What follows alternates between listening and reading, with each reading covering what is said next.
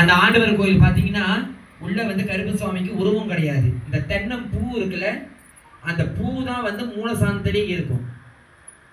வெளியே தான் கருப்பு சாமியோட வீச்சருவா இருக்கும். உள்ளுக்கு தென்னம் பூவை தான் வந்து ஆண்டவர் என்று சொல்லி கருப்பு சுவாமியாக சமயபுரத்துல வந்து வழிபாட்டுக்கிட்டு இருக்காங்க.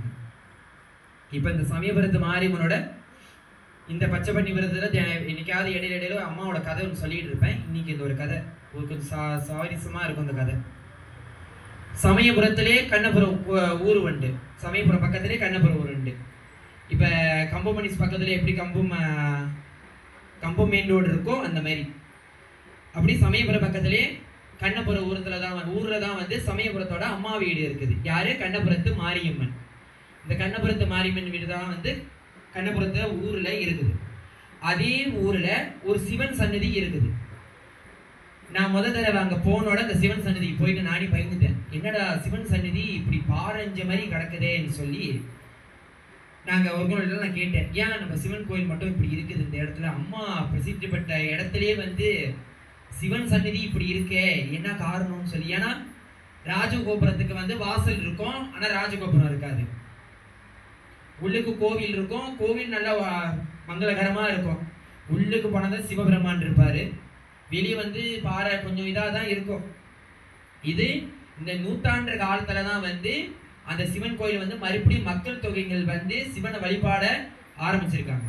இதுல என்ன கதைன்னு கொஞ்சம் கேளுங்க. இவங்க பண்ண விஷயத்தை என்னன்னு கொஞ்சம் கேளுங்க. அந்த காலத்துல, அதாவது சமயபுரம் மாரியம்மன் அவதரிச்ச காலத்துல அந்த சிவன் கோயில வந்து சரியான மக்களாம். எப்படி நிக்க முடியாத சிவன் கோயில்னால எல்லாம் தெரிஞ்சுக்கலாம், மக்களின் தொகைகள் கூடையாதான் இருக்கும். அப்ப அந்த சிவன் கோயில வந்து அவ்வளவு ராஜா காலத்துல, அந்த காலத்துல ராஜாலாம் இருக்கிறாரு.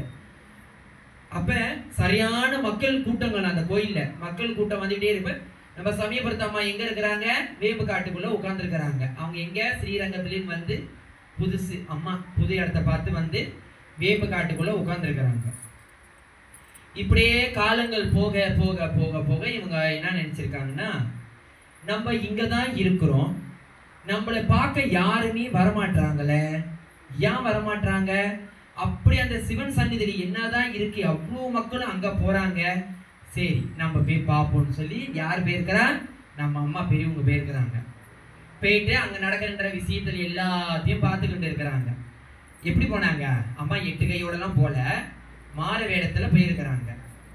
ஒரு மூதாட்டி மாதிரி போயிருக்கிறாங்க அம்மா. எனக்கு அங்க கொடுத்த அங்க இருக்கிற முன்னோர்கள் குருக்கள் கொடுத்த கதை, சமயபுரம் மாரியம்மனோட கதை. ஏன் அந்த சிவன் சன்னிதி அந்த அளவுக்கு இப்படி இருக்குது? இவங்க போனோட அவங்களுக்கு பொறுக்கல, பொசுன்னு ஆச்சு அம்மாவுக்கு. இது எப்படி இதுங்க எல்லாத்தையும் நம்ம கோயில் பக்கம் இழுக்கிறது, என்ன செஞ்சு இழுக்கலாம்னு சொல்லி அம்மா நின்று ஒரு திட்டம் போட்டிருக்கிறாங்க. அங்க திட்டம் போட்ட அம்மா என்ன பண்ணியிருக்கிறாங்க, அங்க எல்லாத்துக்கும் உணவு கொடுத்துருக்கிறாங்க.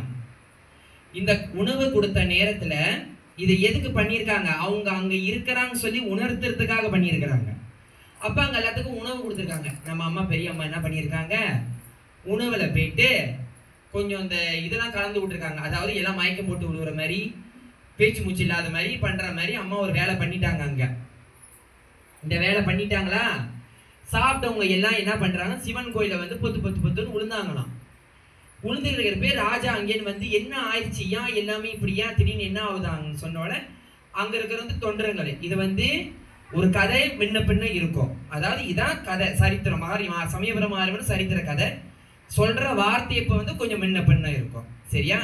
கம்ப்யூட்டர் தான் வந்து கரெக்டா எல்லா விஷயத்தையும் சொல்லிடும், நான் சொல்ல முடியாது. கொஞ்சம் முன்ன பின்ன வார்த்தைகள் இருக்கும். அப்படி இருக்கிறப்ப அங்க இருக்கிற வந்து அந்த ராஜாவோட காவலுங்கள்லாம் அவங்க என்ன சொன்னாங்கன்னா, இந்த மூதாட்டி தான் வந்து அந்த உணவுல வந்து ஏதோ போட்டுட்டு போனாங்க, அவங்களதான் கேட்கணும்னு சொன்னோட மூதாட்டியை பிடிச்சிட்டாங்க. யாரை பிடிச்சிட்டாங்க? உள்ள உட்காந்துருக்காங்க, அவங்கள பிடிச்சிட்டாங்க. பிடிச்சோட மீனா சாப்பாட இதை கலந்துன்னு சொல்லி கேட்க இவங்க ஒத்துக்கிட்டாங்க. ஆமா நான் தான் கலந்தேன்னு சொல்லி ஒத்துக்கிட்டாங்க. ராஜா என்ன பண்ணியிருப்பார், உடனே அந்த பெண்ணை பிடித்து சிறையில் அடைங்கள்னு சொல்லி உத்தரவு விட்டாரு. யார? அம்மாவை. என்ன சிறையில் அடைக்க சொன்னாங்க? உனி சிறையில் போட்டு அந்த பெண்மணியை அடைத்து விடு அப்படின்னு சொல்லி உத்தரவிட. உனினா என்னது? இந்த உடல்லாம் ஏறும உனி, அந்த உனி சிறையில் போட்டு அந்த பெண்மணி அடைன்னு சொல்லி உனி சனையில அடைச்சிட்டாங்க. அந்த உனி கடி தாங்க முடியாம நான் அந்த உனிக்கடி தாங்க முடியாம நான் யாருன்னு உணர்த்துறதுக்காக அவங்களுக்கு அந்த வேர்விய சிந்தனை வேர்வை எடுத்து சுண்டி ஆண்டவரே அம்மாவை வந்து காப்பாத்துன்னு சொன்னவாசி தான் கருப்புசாமி வந்து சிறைய உடைச்சி சமயபுரத்தால மீட்டி வெளியே எடுத்து அங்க இருக்கிற உலகத்துக்கு நான் தான் யாருன்னு சொல்லி உணர்த்தினாங்க. அப்படிப்பட்ட விஷயம்தான் சமயபுரத்துல நடந்தது. அதனாலதான் என்னைக்கு தான் இருக்கிறேன்னு சொல்லி உணர்த்தினாங்களோ அன்னிலேந்து அந்த சிவன் கோயில் இருக்கிற மக்கள் தொகை குறைஞ்சது. சமயபுரத்து மாரியம்மன் கோயில் சந்நிதியில மக்கள் தொகை பெருகினது. அதனாலதான் அம்மாவுக்கு திருக்காப்பே கிடையாது. காலையில 5:30 மணிக்கு புகையை போட்டு உடுக்கைய அடிச்சு அம்மாவுக்கு திற திறப்பாங்க. எத்தனை மணிக்கு? விடிய காலையில் 5 மணிக்கு உடுக்க அடிச்சு புகை போட்டு திற திறக்கிற திற இரவு சரியாக 9 மணிக்கு தான் அம்மாவுக்கு திருக்காப்பு. அம்மாவோட அண்ணன் வீட்டுல கூட திருக்காப்பு உண்டு. மத்தியானம் 12 மணிக்கு ஜரகண்டி ஜரகண்டி ஜரகண்டின்னு சொல்லி அடிச்சு அடிச்சு வெளியே வளர்த்திடுவாங்க. வெளியே போக முடிஞ்சு போய் திருக்காப்பு போடணும்னு சொல்லி. யாரு? ஸ்ரீரங்கத்துல. ஆனா சமயபுரத்துல மட்டும் திருக்காப்பே கிடையாது. அதுவும் பௌர்ணமி அமாவாசை பார்த்தீங்கன்னா நானே புயிற்சி போயிட்டேன். அப்படி என்னதான் நடக்குது இப்படியான்னு சொல்லி 9 மணிக்கு திருக்கா பண்றாங்களே, விடிய காலையில 5 மணி இருக்கும். சமயபுரத்தை சுத்தி மக்கள் தொகைங்க இருந்துகிட்டே இருப்பாங்க. அந்த அன்னைக்கு தீப நாளா, அதாவது விளக்கு போட்டுக்கிட்டே இருப்பாங்க. கூட்ட கூட்டமா பஜனை பண்ணுவாங்க, கூட்ட கூட்டமா சாமி ஆடுவாங்க, கூட்டு கூட்டமா அருள்வாக்கு சொல்லுவாங்க. நான் அந்த அமாவாசையும் பௌர்ணமிலையும் சுத்தி சுத்தி எனக்கே மயக்கம் வந்துருச்சு. இப்படிலாம் நடக்குதா மகமாயிட்ட? இதெல்லாம் எதுக்கு சொல்றேன்? நான் அப்பயே அங்க தெரிஞ்சுக்கிட்டேன் சமயபுரத்துல என்னென்ன நடக்குது, என்ன பலன் கிடைக்குது, என்னென்ன நடக்குதுன்னு. அப்படிப்பட்ட சக்தியான சமயபுரத்து அம்மன் கேட்ட வரத்தை கொடுப்பாங்க. ஆனா கொஞ்சம் தள்ளாட வைப்பாங்க. கொடுக்க மாட்டான்னு இல்ல, அமைதியாவே இருப்பாங்க. நீங்க என்ன கேட்டாலும் தெரியாத மாதிரி இருப்பாங்க. அப்படி நம்மளை கண்டுக்காத மாதிரியே இருக்கும். இன்னும் நம்ம இந்த அம்மா நம்ம சொல்லிருக்கோம், நம்ம அதுக்கு உள்ள பதில. ஆனா என்னைக்காவது ஒரு நாள் யாராவது நாவல்ல உட்காந்து பேசிட்டு போயிடுவாங்க. இதை நான் உணர்ந்திருக்கேன், சத்தியமா நான் உணர்ந்திருக்கேன், உண்மையாக உணர்ந்திருக்கேன்.